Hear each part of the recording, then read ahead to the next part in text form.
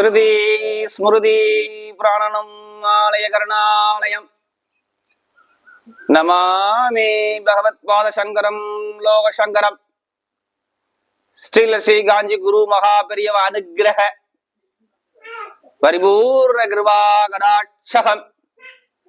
குரு சுக்ரன் TV நேயர்களுக்கு வணக்கம். நான் உங்கள் வாழ்க வளமுடன் ஜோதிடர் ஸ்ரீ ஸ்ரீ குருமுரளி. என்றும் காஞ்சி மகா பெரியவா குரு வழியில் குருவை நேசிப்போம், குருவை போற்றுவோம். அன்பார்ந்த குருவாரிசு என்பர்களே, இன்றைக்கு நம்ம எதை பத்தி பார்க்க போறோம்? வருகின்ற சுக்கிர பகவானுடைய கிரக பயிற்சி எது மாதிரியான ஒரு யோகத்தை கொடுக்க போறார் குரு சுக்கிரன் டிவில. தொடர்ந்து நம்முடைய செல்ல எல்லா கிரக பயிற்சி கொடுக்குறோம். மாத பலன் கொடுக்குறோம், ஆங்கில மாதம் கொடுக்குறோம், தமிழ் மாதம் கொடுக்குறோம். எல்லா கிரக பயிற்சியையும் நிறைய சப்போர்ட் பண்றீங்க. குரு சுக்கிரன் டிவிக்கு நிறைய சப்ஸ்கிரைபர் கொடுத்துருக்கீங்க, எனக்கு நிறைய ஜாதகம் கொடுத்துருக்கீங்க. ஒரு சில பேர் திருக்கணித முறைப்படி ஜாதகம் எழுத கொடுத்துருக்கீங்க. அனைவருக்குமே பொங்காலம்மன் சார்பாக ஒரு மனமார்ந்த நன்றியை தெரிவிச்சுக்கிறேன். இப்ப வரக்கூடிய அக்டோபர் மாசம் 12ஆம் தேதிக்குள்ள உங்க வாழ்க்கையில என்னென்ன மாற்றத்தை கொடுக்க போறாரு சுக்கிர பகவான். இதனால் வரைக்கும் சுக்கிர பகவான் நீசமா இருந்தார். இப்ப நீசத்தை விட்டு அவர் நல்ல பலமா இருக்கிறார். ஆட்சி பலத்துல கால புருஷனுக்கு 7ஆம் இடத்துல சுக்கிரன் ஆட்சி பலம். இதுல என்ன ஸ்பெஷலான ஒரு 3 யோகம் இருக்குது. சூரிய புத ஆதித்ய யோகம், அதாவது புதன் உச்சமான புதனோட சேர்ந்து சூரியன் பலமா இருக்கிறார். இந்த யோகமும் உங்களுக்கு என்ன பலனை கொடுக்க போகுது? சுக்கிரபகவான் ஆட்சி பெற்ற சுக்கிரபகவான் என்ன மாதிரி யோகத்தை கொடுக்க போறார்? அடுத்து சனி பகவான் ஆட்சி பெற்ற சனி பகவானா இருக்காரு, வக்ரமா இருக்காரு, அவர் என்ன மாதிரி யோகத்தை கொடுக்க போறார்? இதை பத்தி ஃபுல்லா நம்ம டீட்டெயிலா பார்க்க போறோம். பொதுவாக ஒரு மனிதனுக்கு ஆசையை காட்டக்கூடிய சுக்கிர பகவான் யார் ஜாதகத்துல சுக்கிரன் பலமா இருக்கும் அப்ப பாருங்க டக்குன்னு ஜாதகத்தை எடுத்து பார்ப்பாங்க, சுக்கிரன் ஏதாச்சும் யோகத்தை கொடுப்பாருன்னா. ஏன்னா ஒரு மனிதனுக்கு ஆசை எல்லாமே காட்டக்கூடிய சுக்கிர பகவான் தான். இப்ப இந்த சுக்கிர பயிற்சி எது மாதிரியான யோகத்தை கொடுக்க போறாரு அக்டோபர் மாசம் 12ஆம் தேதிக்குள்ள. இப்ப நம்ம வீடியோக்குள்ள போவோம். அன்பார்ந்த மிதுன ராசி அன்பர்களே, பொதுவாக மிதுன ராசி காலபுருஷனுடைய 3வது ராசி தாங்க இந்த மிதுன ராசி. இதுலயுமே மிதுன ராசிக்காரங்க இதுலயுமே புத்திசாலியான குணம் யாருக்கு இருக்குன்னா மிதுன ராசி என்பட்ட கண்டிப்பா இருக்கும். ஒரு விஷயத்த பலவாட்டி யோசித்து சிந்திச்சு செயல்பாடு பண்ணக்கூடிய ராசி எதுனா மிதுன ராசி தான்.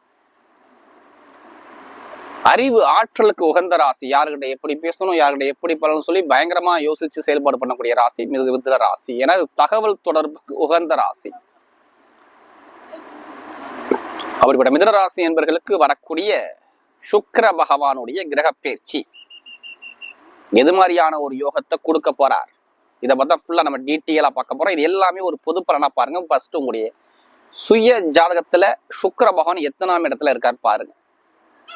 நீங்க ராசி மிதுன ராசியா இருக்கலாம். லக்னங்கள் ஒரே லக்னத்துல யாருமே பிறந்திருக்க மாட்டீங்க. இது மிதுன லக்னம் மிதுன ராசியா இருந்தா கரெக்டா இருக்கும்.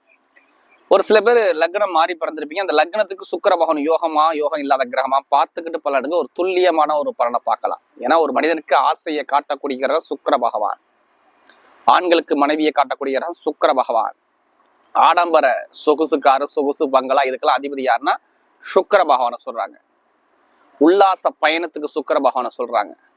கம்ப்யூட்டர் சம்பந்தப்பட்ட விஷயங்கள், கலை சம்பந்தப்பட்ட விஷயங்கள், இசை சம்பந்தப்பட்ட விஷயம், இது எல்லாமே அழகான பொருள் எந்தெந்த பொருளா இருக்கோ அதெல்லாம் சுக்கிர பகவானுடைய கிரகத்துடைய கதிர்வீச்சு அதிகமா இருக்கும். ஒரு மனிதனுக்கு திடீர்னு ஒரு ராஜயோகம் வருதுன்னா ஜாதகத்துல பாருங்க சுக்கிர புத்தி ஏதாச்சும் ஒரு விஷயம் கண்டிப்பா வரும். சுக்கிர திசை வராது, சுக்கிர புத்தி வர்றதுக்கு நிறைய பேருக்கு மிதுன ராசிக்கு வாய்ப்பு இருக்கு. ஒரு வருட பலனா 1 மாசத்துல யோகத்தை கொடுத்து போய்வார். சில பேர் சொல்லுவாங்க, சில பேர் இந்த சுக்கிர புத்தி வந்துட்டா பாருங்க ஜாதக நோட்டு எடுத்து பார்ப்பாங்க, நமக்கு ஏதாச்சும் ஒரு யோகம் இருக்குமா. ஏன்னா டக்குன்னு யோகத்தை காட்டக்கூடிய கிரகம். ஏன்னா இவர் அக்டோபர் மாசம் 12ஆம் தேதி வரை ஆட்சி பலத்துல உட்கார்ந்துருக்காரு. அப்ப இந்த மிதுன ராசிக்கு என்ன யோகத்தை கொடுக்க போறாங்க இதை பத்தி ஃபுல்லா டீட்டெயிலா பார்க்க போறோம். இதுல கடைசி மட்டும் வீடியோ பாருங்க. நம்ம ஒவ்வொரு நட்சத்திரத்துக்கும் சரி ஒவ்வொரு விதமான பலனை கொடுக்குறோம். இப்ப கிரகம் இப்ப எங்கெங்க சஞ்சாரம் செய்யற பார்ப்போம். உங்க ராசியிலே பாருங்க செவ்வாய் பகவான் சஞ்சாரம் செய்யறாரு. அடுத்து பாத்தீங்கன்னா 4ஆம் பாவத்துல சூரியன் புதன் கேது ஒரு 3 கிரகங்கள் சஞ்சாரம் செய்யறாங்க. அடுத்து சுக்கிர பகவானும் புதன் பகவானும் சேர்ந்து 5ஆம் பாவத்துல சஞ்சாரம் செய்யறாங்க. அதாவது துலா ராசியில. அடுத்து பாத்தீங்கன்னா உங்களுக்கு 9ஆம் இடத்துல சனி பகவான் சஞ்சாரம் செய்யறாரு.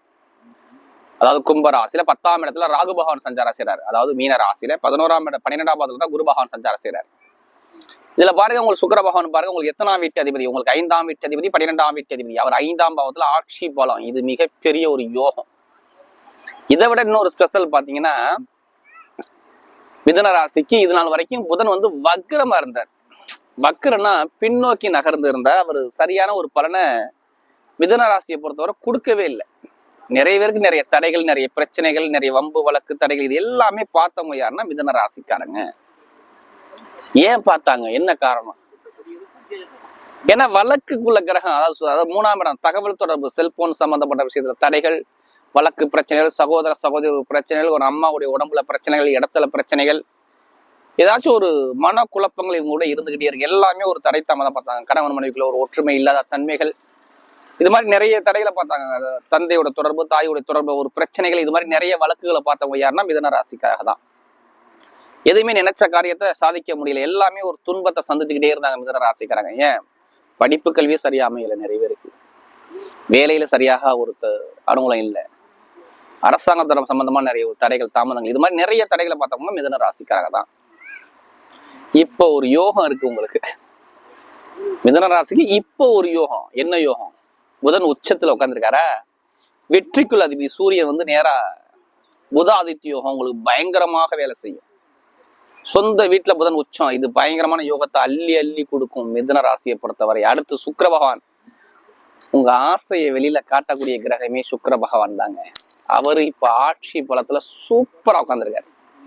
அப்ப என்ன மனசுல ஆசை இருக்கோ அந்த ஆசையை நிறைவேற்றக்கூடிய நேரம் இந்த சுக்கிர பெயர்ச்சின்னு நான் சொல்லுவேன். முதல் பாயிண்ட் என்ன நடக்கும்? வெளிநாடு யோகம், வெளியூர் யோகம் இருக்கா இல்லையா? யாருக்கு? மிதுன ராசிகளுக்கு கண்டிப்பா எல்லாத்துக்கும் வெளிநாடு யோகம், வெளியூர் யோகம் சூப்பரா இருக்கு. ஒரு இடமாற்றம் கண்டிப்பா வருது. வீடு கட்டுறது, இடம் வாங்குறது, வீடு வண்டி வாங்குறது, வாகனம் வாங்குறது, எல்லா யோகமே அழகா அற்புதமா அமைச்சு கொடுக்குறாரு இந்த சுக்கிர பேச்சில. வண்டி வாங்குறது, வாகனம் வாங்குறது, இது மாதிரி பண்றது, நிறைய விஷயத்த நம்ம பண்ணிக்கலாம். சுப செலவு பண்ணக்கூடிய நேரம் வருது, ஒரு பயணத்தை மேற்கொள்ளக்கூடிய நேரம் வருது. அடுத்த விஷயம், பூர்வீக சொத்து, பூர்வீக எப்படிப்பட்ட கோர்ட்டு கேஸு, வம்பு வழக்கு, எவ்வளவு பெரிய வழக்கா இருக்கட்டும், இப்ப அரசாங்கம் மூலமா உங்களுக்கு நல்ல தீர்ப்பு வாங்கக்கூடிய நேரம் வருது. கோர்ட்டு கேஸ், வம்பு வழக்குனா உங்களுக்கு சாதகமா வர்றதுக்கு வாய்ப்பு இருக்கு. அதே மாதிரி பூர்வீக சொத்து, பூர்வீக இடத்துல உள்ள கலகங்கள் நீங்கும். குழந்தை பாக்கியம் நிறைய பேருக்கு கிடைக்கும். 5ல சுக்கிரன் பலம். அடுத்து வேலைக்கு போவோம். வேலை உத்தியோகத்துல நிறைய பேருக்கு தடையா இருந்துச்சு.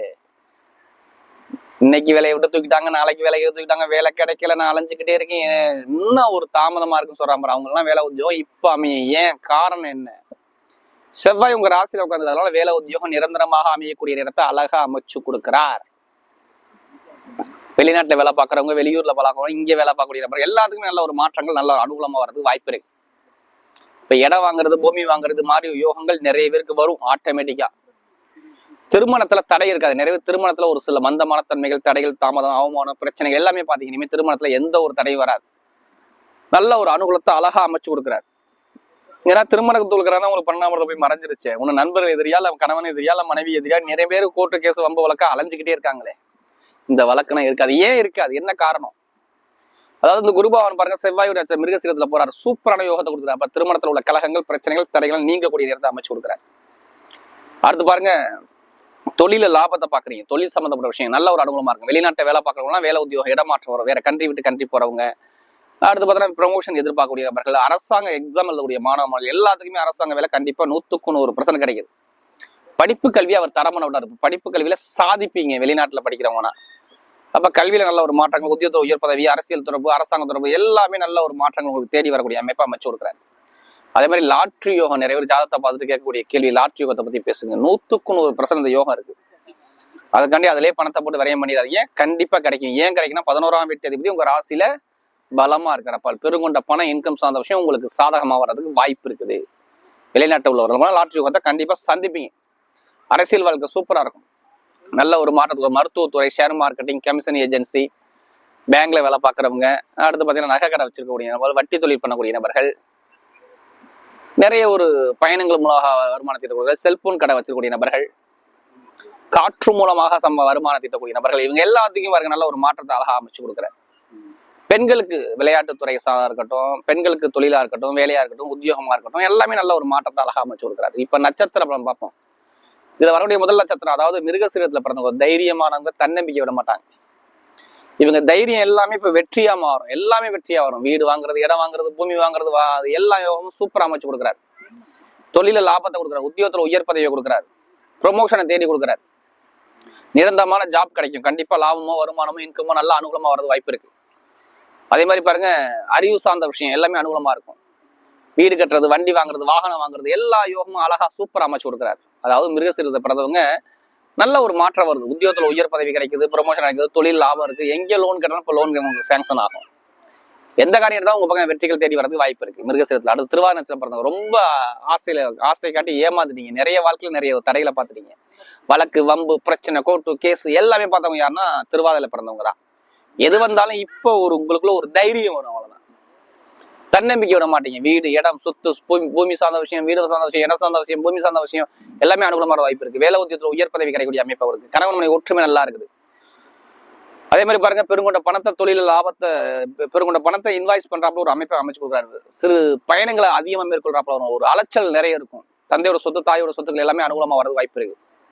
படிப்பு கல்வி தடை இருக்காது, அரசாங்க வேலை, அரசு அனுகூலம் எல்லாமே வெற்றியை அமைச்சு கொடுக்குறாரு. அடுத்து பாருங்க,